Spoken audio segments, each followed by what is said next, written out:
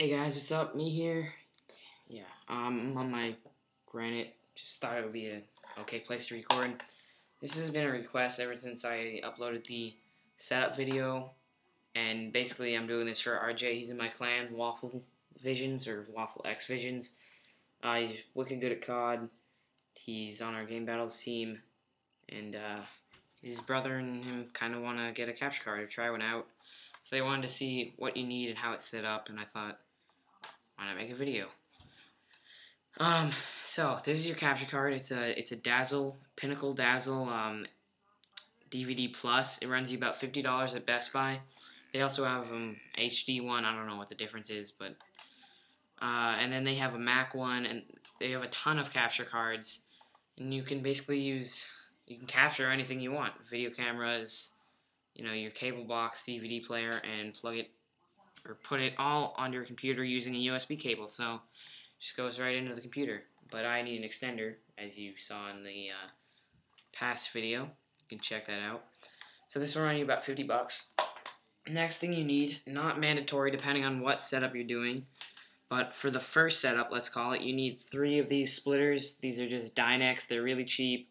Everything Dynex has always worked for me, so go ahead. I only have 2. Don't ask why, but I only have 2. And make sure you get the right kind. So there's 2 of that end. Is that female? And then 1 of that end, because they sell both right next to each other. So don't get confused. So 3 of these. This is all for setup 1. Okay. And then you need these, just composite cables. You should already have these. I mean, I have like 50 of them, but you need to make sure they're composite to composite and know, like, for the PS2, how it had the special PS2 port. You don't need that. You need this. Okay, so a few bucks. The splitters will run you around $10-ish, and then if you don't already have this, another, $5, $10. So for this, it could be around, 70, but I got it for around 60 because I already had these, and I only bought 2 of these.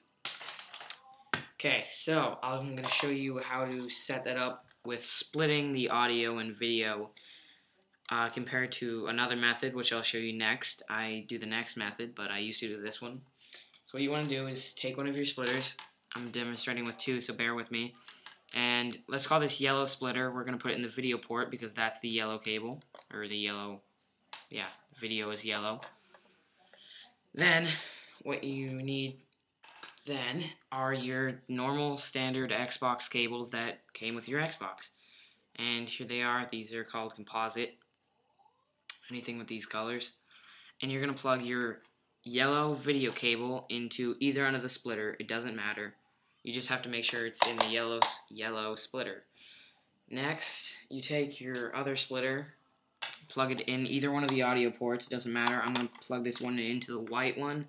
So we'll call this white splitter. Then you want to take your white audio cable from your Xbox and you plug it into, again, either one of the ends of the splitter.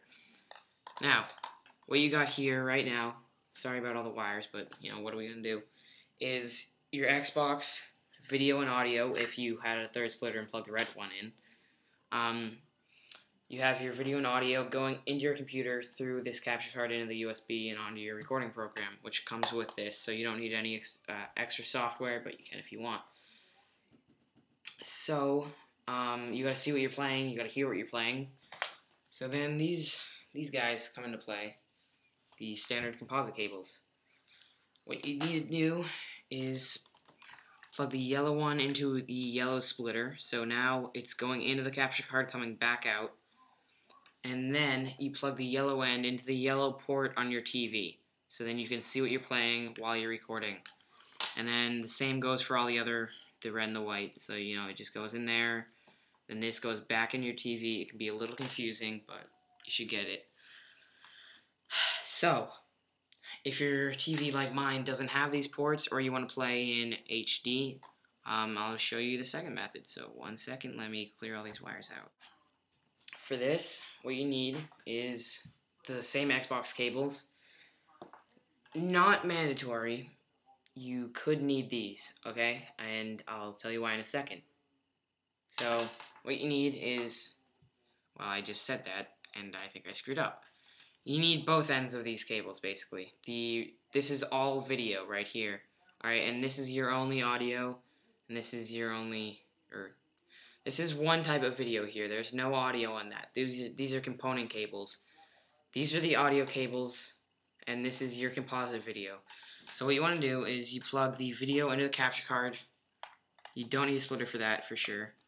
And then your audio into the capture card again. So then you're recording everything, but how do you see it?